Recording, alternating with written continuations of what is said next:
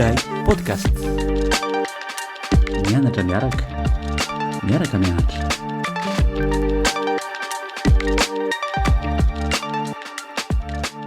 Miarahaba antsika indray tonga soa ito amin'ny Ilay podcast. Miarahaba ny Marina. Miarahaba ny Sambatra dia faly mandray ny mpiaino rehetra indray. Androantsika dia resaka momba ny vola fa eo anivo ny fiarahamonina indray. Raha ny resaka ny volosika eo anivo ny tokantrano tamin'ny episody teo aloha.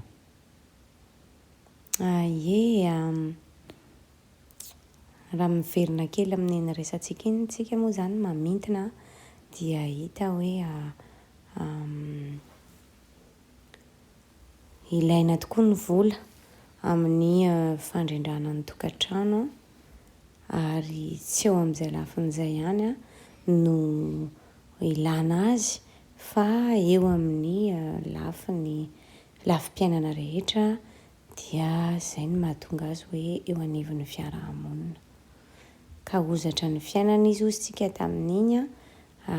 dia voaporofo izany eo anivon'ny fiarahamonina. Marina mihitsy izany satria ny fiarahamonina dia fikambanana fianakaviana kely be dia be no atao hoe fiarahamonina, ary ny fikambanana fiarahamonina zany no manome ny firenena. Ka raha ohatra ka ilaina ny vola ao anatin'ny fianakaviana dia ilaina koa zany ny vola ao anatin'ny fiarahamonina. Ao anatin'ny fiarahamonina indray nefa izay asan'ny vola izay dia misy fomba hafa indray no ahitantsika azy eo amin'ny fiarahamonina misy antsika. Resaka manokana zao ohatra hoe ny Madagasikara dia mazana hitantsika matetika fa ireo izay manam-bola no lasa andrianina eo amin'ny fiarahamonina.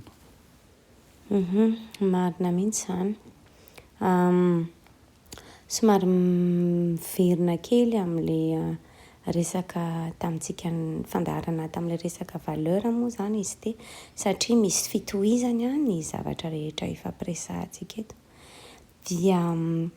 nilazontsika tamin'iny hoe ny fananana vola dia eritreretina hoe arakaraka ny fanananao vola no maha olona anao. Izay no ngamba ny resahana tamin'iny.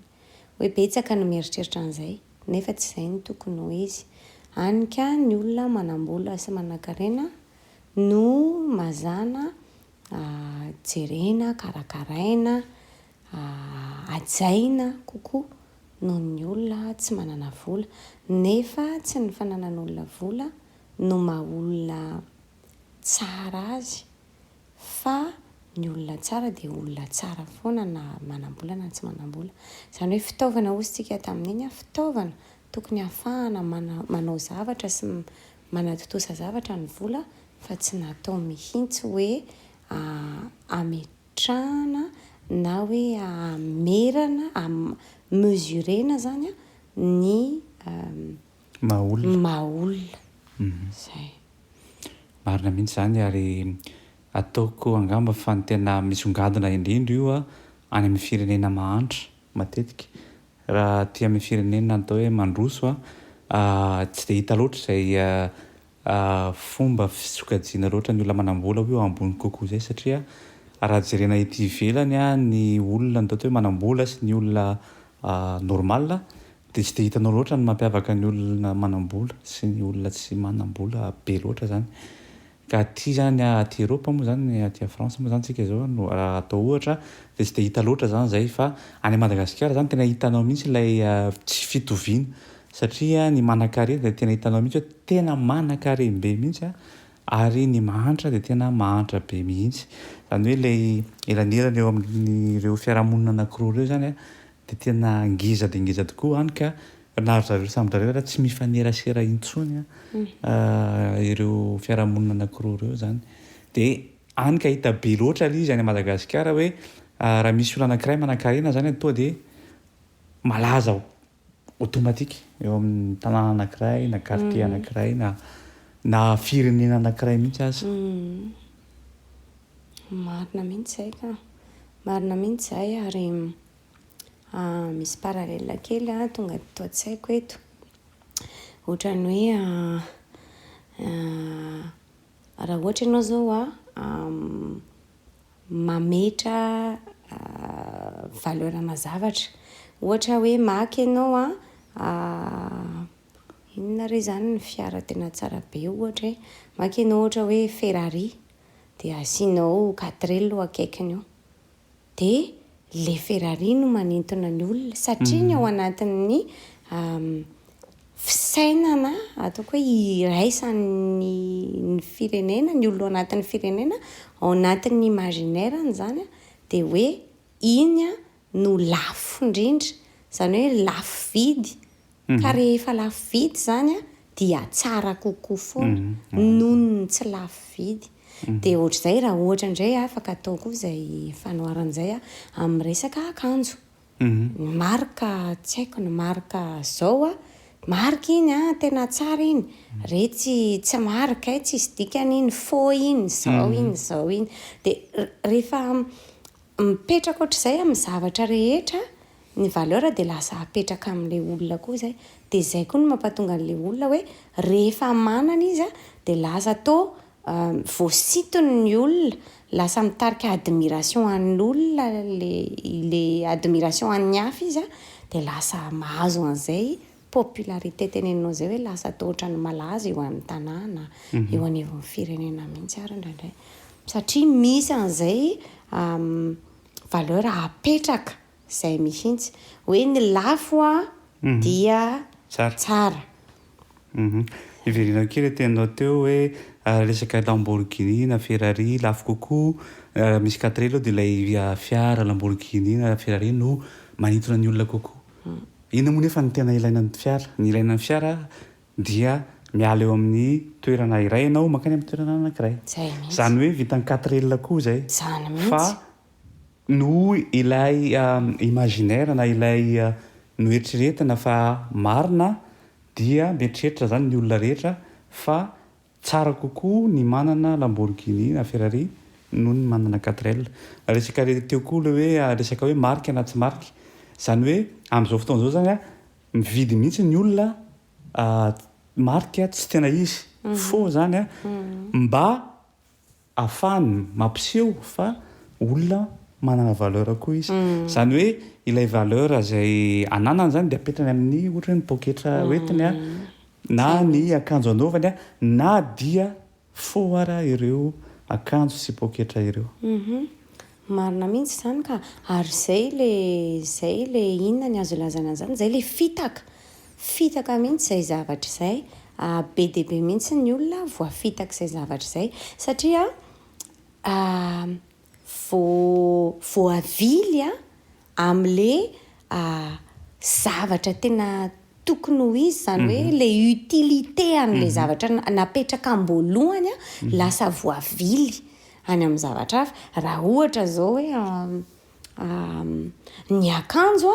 dia tokony rehefa mangatsiaka ny andro dia akanjo mafana tokony hitafiana hamanana ny vatanao fotsiny azahoanao hafanana dia lasa voavily any amin'ny hoe tsy maintsy marika zay ianao vao olombelona nefany zay ianao vao misy valeur nefany afaka miakanjo fotsiny ianao manana akanjo mafana ianao totosa tratra le tanjona hoe manafana ny vatanao fotsiny le akanjo dia efa tokony ho ampy izay fa nefa ny zavatra miseho amin'izao fotoana izao zany moa dia noho ny antony maro samihafa izay tsy ho voaresantsika eto fa ny rivo-piarahamonina na maneran-tany mihitsy ary amin'izao fotoana izao ny fanatontoloana dia anisan'izany dia mahazo laka izay zavatra izay zany hoe adino mihitsy le essentiel fa lasa le zavatra ohatrany hoe voavidy vola kipitsopitsony nefa vola izay indrindra nefany voavidy vola ve tsy hitako loatra ny manazava azy tsara eto fa mety ho hitako ihany eo ampiresahany eo. Eto dia mahatsiaro ilay sariteny eo anatin'ny baiboly milaza hoe manangona arena izay tsy simba ny bibikely ary tsy azony mpangalatra ary tsy mora simba satria ny arena zay etrentsika ao arena zany le azony vola dia matetika zavatra materialy daholo zany hoe fiara ny akanjo ny tranobe mijoalajoala na tahaka izany ireny arenireny nefa dia mora simby ireny ireny arenireny dia mety angalaron'ny olona ireny arenireny dia mety olo ilay sariteny moa zany dia milaza mihitsy hoe manangona arena ianareo zay tsy mety lo tsy mety simba ary tsy azon'ny mpangalatra zany hoe raha ny tokony ho izy zany ny arena zany zay tokony ananatsika tsy de ilay arena materialy loatra fa ilay arena zany zay hoe andaoto hoe arena ara-panahy mariny zany nefa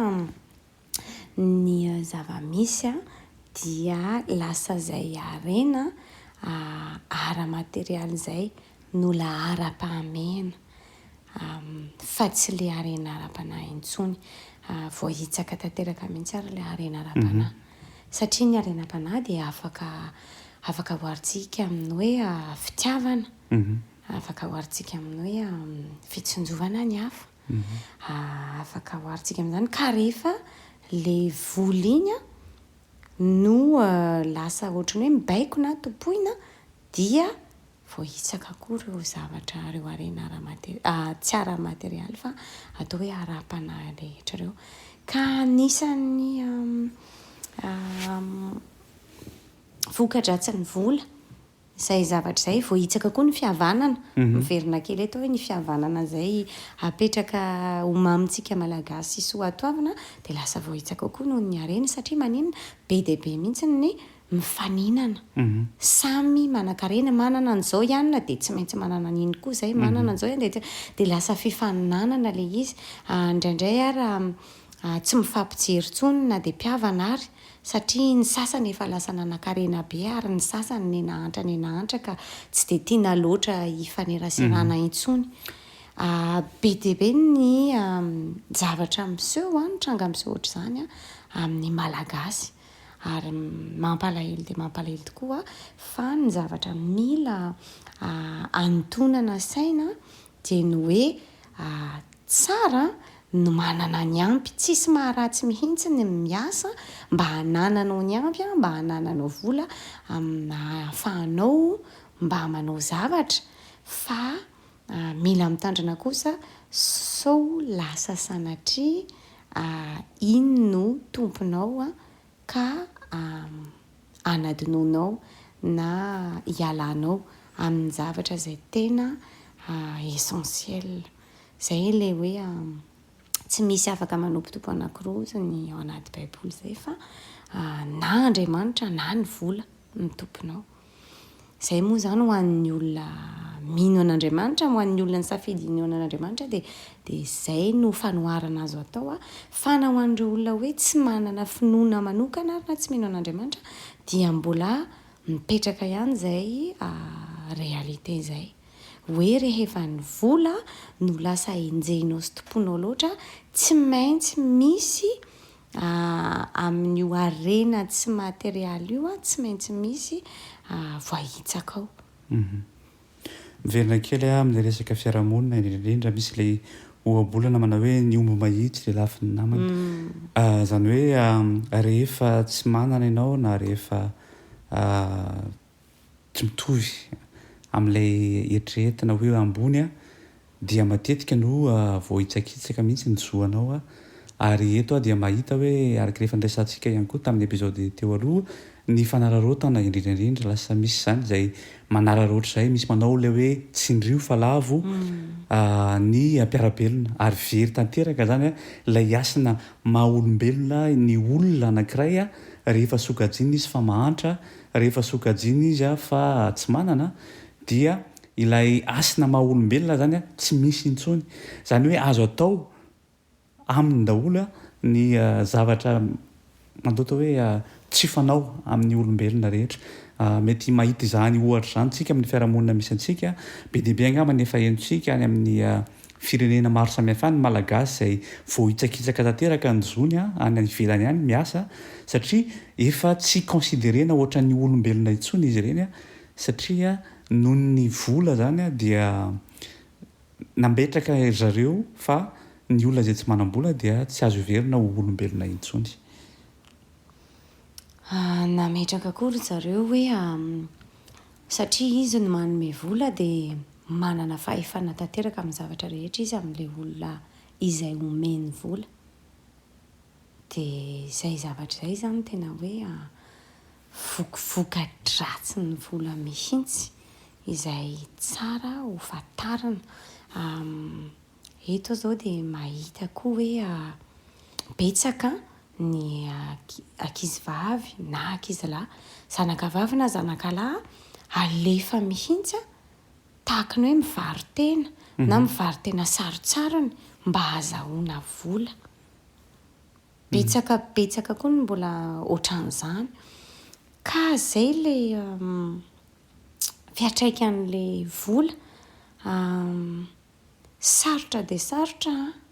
ny maha-olombelona ozy ny mahita an'izay équilibre izay fifandanjana izay hoe hatraiza no tokony hitadiavako ny vola ary manomboka aiza no tsy tokony hanenjehako ny vola intsony. Ny fiainana moa etsy andaniny sarotra sy mitondra ny karazan'olana rehetra izay mazana ilana vola daholo. Ka sarotra tena sarotra ny mandanjalanja. Nefa manantena fa samy manana fahendrena daholo ny olona belona rehetra afaka mandinika an'izay zavatra izay mba ahitana hoe hatraiza ny vola no manompo ahy arak'ilay resantsika tamin'ny hoe ny tokantrano, ahitana hoe hatraiza ny vola no manompo ahy ary hatraiza kosa no manomboka tompoko ny vola, hatraiza no izy indray no lasa tompo. Milasa tompo. Maro zany ary averina eto indray fa fitaovana ihany ny vola. Mety mahavidy olona ny vola fa tsy mahavidy fitiavana, mety mahavidy fanafody ny vola fa tsy mahavidy fahasalamana. Zany hoe misy fetrany ihany ny herin'ny vola ary betsaka raha miteny ohatra fotsiny ahako iverina amin'ny tantara no efa tratran'izany toe-javatra niseho izany. Mahatsiaro manokana ireo jiosy izay nalefa tany amin'ny ghetto tamin'ny ady lehibe faharoa. Ao anatin'ny andro iray monja dia very fananana izy ireo. Izany hoe tsy nisy intsony ilay harena izay noeritreretina fa na olona ilay noeritreretina izy ireo fa izay no naha-izy azy. Izany hoe io harena io zany, io vola io ninona mety considérentsika azy dia mety ao anatin'ny fotoana vitsy monja dia tsy manana intsony isika. Resaka kraka boursier ao anatin'ny fotoana vitsy monja dia tsy manam-bola intsony isika. Ka raha ho tompontsika ny vola dia mino fa tsy tompo tsara ny vola satria dia misy fetrany ihany ny herin'ny vola. Marina mihitsy izany dia izay no antonana ny sain'ny tsirairay sy ifampiresahana sy ifampizarana ihany koa satria ny traikefan'ny olona tsirairay manoloana ny vola dia mety mitondra zavatra azo tsoahana ho an'ny tsirairay ihany koa amin'ny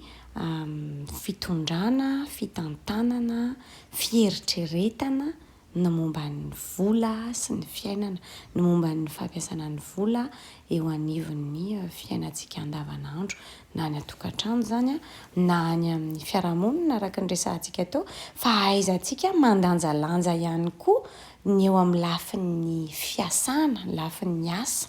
hoe hatraiza no tokony mbola hiasa, hatraiza no tokony hiato satria maro tena maro koa ny olona na lahy na vavy io tsy ankanavaka miasa tena manao ny aina tsy ho zavatra satria tsy maintsy mamelona. Bien sûr tena zava-dehibe ny famelomana rehefa rehefa kosa le izy nefa lasa misy fiatraikany amin'ny fahasalamanao dia tsy afaka mitohy intsony reo andraikitrao rehetra raha sanatria ianao hoe iny fa tsy maintsy mijanona marary mafy. Dia betsaka mihitsy ny olona ao ny tsy fahasalamana mety aterany ao ny fotoana hoe tokony arahana amin'ny fianakaviana tsy miaraka amin'ny fianakaviana fa miasa. Ile izy tsy zavatra hoe tokony elohana ny finiavanao te hiasa ho an'ny fianakaviana, tsy izay mihitsy le resaka fa ohatran'ny hoe fampieritrretana hoe atraiza no tokony hiasanao satria ny vatanao amin'ny maha-olombelona koa misy fetrany. Dia izay lafiny rehetrarehetra izay zany mila tena jerena sy tsinjovina ary ny fijerenan'ireo lafiny mpiainana rehetrarehetra ireo akaiky no ahafahanao mahita hoe hatreto izao ny ataoko mitady vola fa manomboka eto tsy hitady vola intsony. Ohatra hoe misy olona sady miasa izy ny amin'ny andavanandro ny miasa izy ny mandritry ny sabotsy sy lahady manao asa anankiroa mba manenjika anatratrarana tanjona mba manenjika aty nefa tsara dia tsara izay zavatra hoe nefa voafetra ihany koa ny fahasalamanao ka mety haharitra vitan'izay ianao mandritry ny tsy fantatro herintaona ve sa faherintaona fa raha sanatria indray andro milasa ny vatanao satria tsy maintsy misy fiatraikany izay